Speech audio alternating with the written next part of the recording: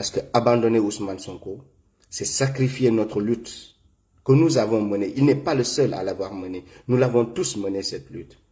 Nous avons passé des nuits blanches pour voir le changement au Sénégal. Nous avons sacrifié nos vies de famille, nos vies de couple pour voir le Sénégal sur une autre voie que celle promise par Macky Sall. Nous avons sacrifié notre intégrité physique. Nous avons sacrifié nos propres vies parce que certains sont morts. Ils ne sont plus là. Et on ne mérite pas de trahir ces morts. On ne mérite pas de trahir ceux qui ont donné ce qu'ils ont de plus cher, leur vie, pour le changement. C'est pourquoi on n'a pas le droit d'abandonner Ousmane Sonko.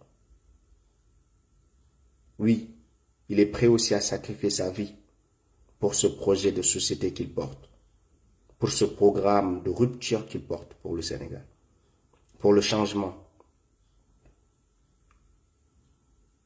qu'il porte pour la patrie.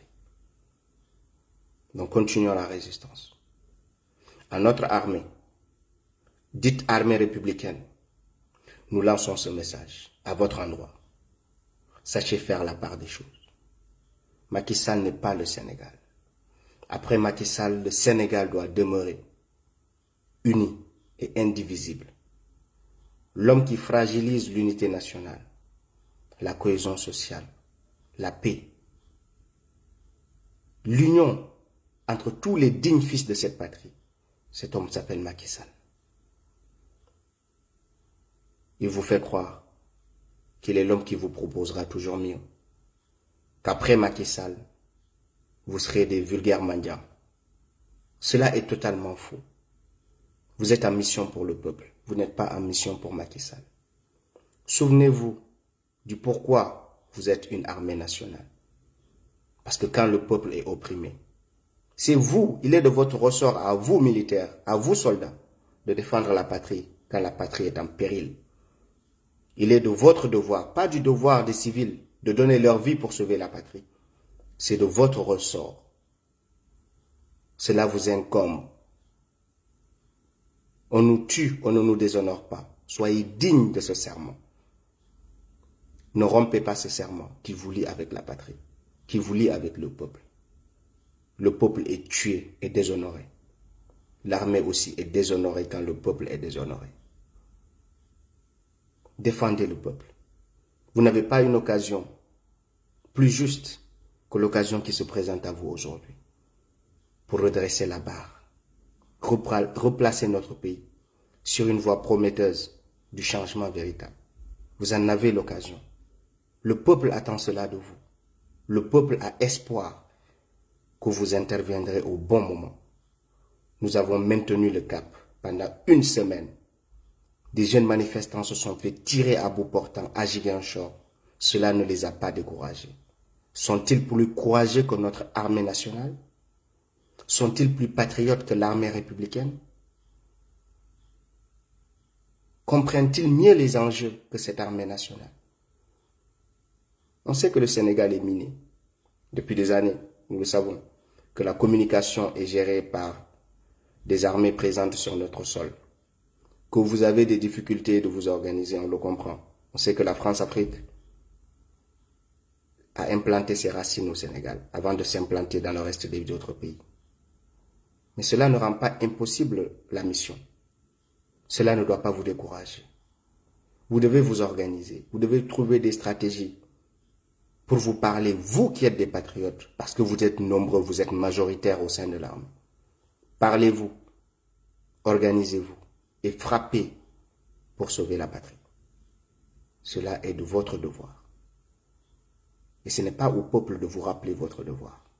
Quand vous portez les armes, sachez que vous les portez dans l'objectif de donner votre vie pour sauver ce peuple. Sauvez ce peuple pendant qu'il est temps.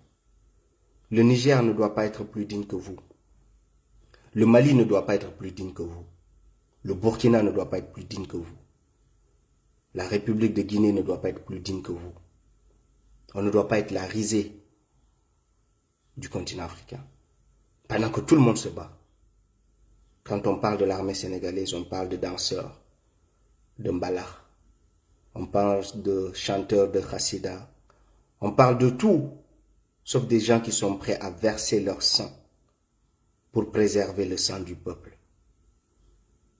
Cela est une honte pour toute votre descendance. Si vous ne lavez pas cet affront, en donnant à notre peuple sa liberté, en donnant à ce Sénégal ce qu'il a de plus cher, sa démocratie, son état de droit. J'espère que ce message parviendra à chacun d'entre vous et que de partout où vous me regardez, vous vous posez désormais des questions. Que cela suscite des réflexions de votre part afin de prendre vos responsabilités. Parce que le peuple attend une prise de responsabilité de votre part. Nous avons fait notre part. Nous avons donné nos vies pendant que vos vies sont préservées par votre manque de courage. Osons le dire, je suis désolé. On me dira que je suis très rarement en colère contre notre armée parce que je comprends les difficultés. Quand il s'agit de se dire la vérité, disons-nous la vérité. Vos vies sont préservées pendant que la vie du peuple est menacée.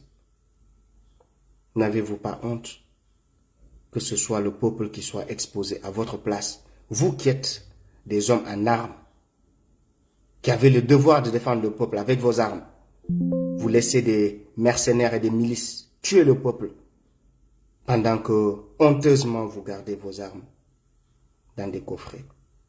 N'avez-vous pas honte? Quelle indignité! Merci beaucoup à tous.